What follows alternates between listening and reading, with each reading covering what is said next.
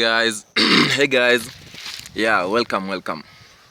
Being a youth, and mostly in Africa, mostly in Kenya, and reaching that privilege of being called a youth is something that no one should take it for granted. We are living in a society whereby if you're youth, you're failing to plan, then you're planning to fail. Strategically, if you have found yourself in a table of opportunities, let's say a table whereby people are eating, discussing ideas, you find that you as a youth in that table, your work is just for show off, maybe your presence there, you're not showing, you're not adding any value to that meeting, then there are two things involved. Either you are the knife or you're the kind of the food that people are going to cut to eat. So in the table of opportunities that we get ourselves into, we should be very cautious and ask ourselves, in this table of the opportunity that I'm in around here as a youth, what am I gaining?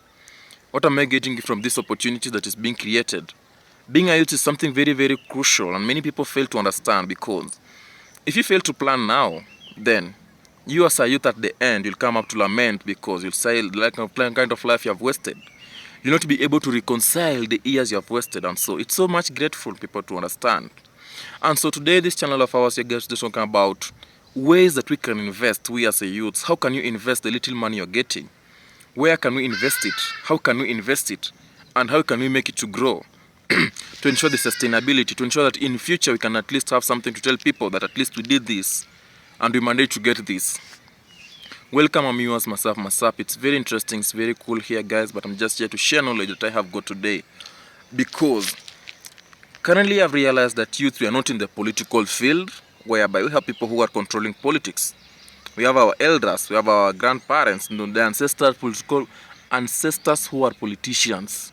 People who have been politicians for the last 30 years, the active politician that's still vying for this MCA seats.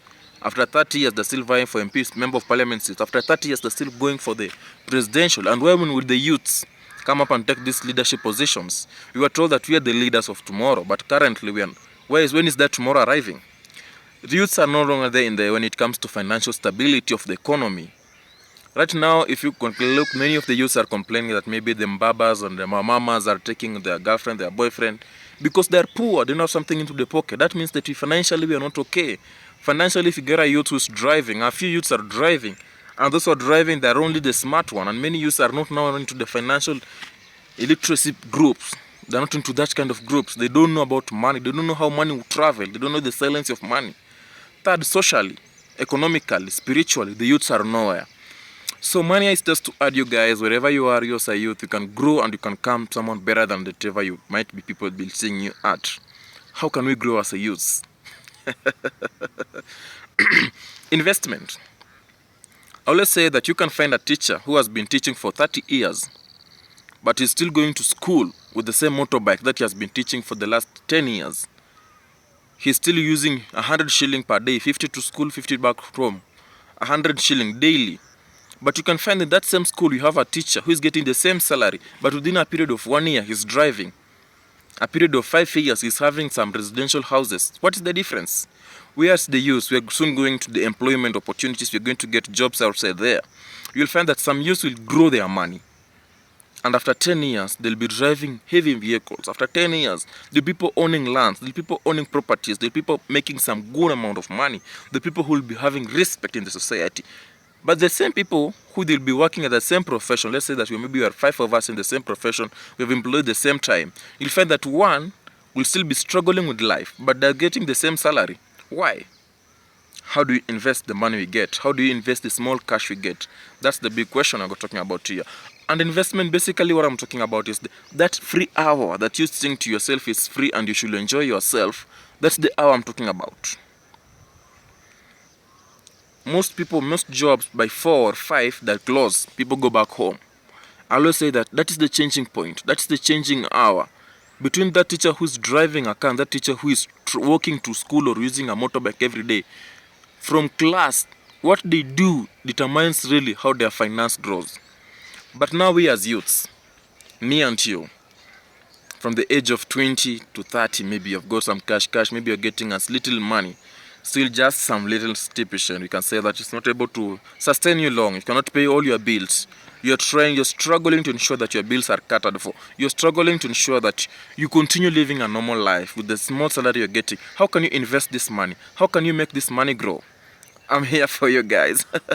And where can you invest this money? It's a good question, because many youths are getting money. Let's say they're getting maybe 30,000 per month.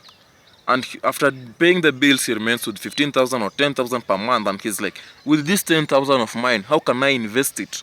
You're telling me to invest. You're telling me to grow this money. How will I grow this money? I'm here for you guys. This is what I'm going to talk about today, because the little money you're having, you can invest it. You can grow it. The difference between people who are the same employees that we have given up, teachers who are employed, and one is driving and one is not driving, is because one who is driving, he has diversified the salary. When he gets the salary does not go directly into paying the bills. No, the salary goes to add up into his other income generating activities that he's having. So the small salary you are having, try to calculate other small activities that you can start, other small enterprises. I'm going to talk about those enterprises that you can start that can generate in some small amount of money, and after a period of time, when you continue pumping in more investment, the money will be so much into you, and you'll be able to say that you'll be able to depend on it even more than your salary.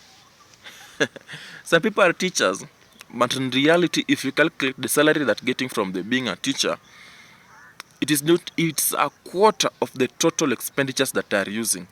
A lot of money is coming from other different sources. I had a teacher who used to say that the salary that he's getting is just used to fuel his car. And I was like, come on. And where do you get to pay the insurance? Where do you get the money to pay for the house that you're staying in? Where do you get the money to pay for your bills for your kids, the school fees? And he said that being smart. You are a youth there. Maybe you have 10,000 this month extra. Next month you should get 10 months extra. Why don't you open up a cereal shop? I know you'll say, like me, opening a cereal shop? Yeah, why not you? And anything that relates to food, the customers will always be there. A cereal shop. Maybe you'll say that you're not there 24/7 to work on that cereal shop. But how many people can you employ to work into that cereal shop? How many of your friends are not being employed there outside? They're just roaming in the street. Tell that buddy of yours, hey, I have this cereal shop of mine here I'm establishing. You can be selling for me. It is starting up. We are like partners at initial because you're not bringing in anything. But I want your prices there. Simple. How do you get the best stock at a cheaper price? Doing research. In Kenya, we have some cereal shops that are selling things at a very cheaper price. I know one called GK Cereals. I've talked about it several times here. You sell at a price of Makueni Ndengu goes at 85 shilling. Well, in these other cereal shops in Kenya, they go at 130 shillings or even 150. So 150 Kenyan shilling. So if you go to these wholesale shops, and you buy these cereals at a cheaper price, let's say 88 at a wholesale, and come at sell at 120 because others are selling at 140, a profit of 35 shilling, is it not a good amount of money to get in per kilo? That's one cereal shop you have opened, and you have employed someone, and you tell him that the consistency, the more you just pinpoint money and it grows, and it will be a big cereal shop, and you'll get something to get from it. Cereal shops, anything doing with the food, they'll always be customer.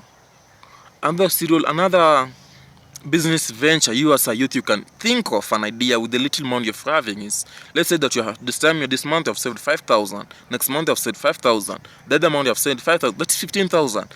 What can you do with 15,000? Have you ever thought of opening a grocery store? Selling fruits? I know you can say, hi me, how can I do that? But have you ever thought of that friend of yours who's in that area who can sell those fruits for you? And the question will be, how will you outshine those others in the market? Being smart. Can you do delivery to reach to other customers?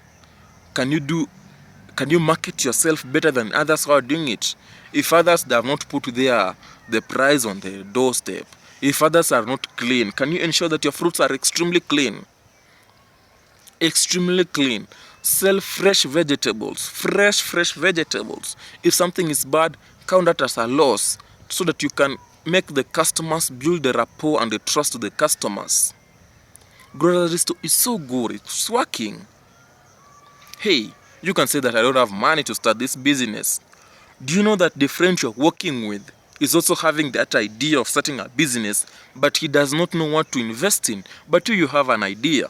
Why don't you bring him onto board? Look for those people who can have the same idea, people who can reason, people who can resonate with you. They can think. I know within your circle you can say that this one can think better, this one can think better. Why don't you bring these three people together?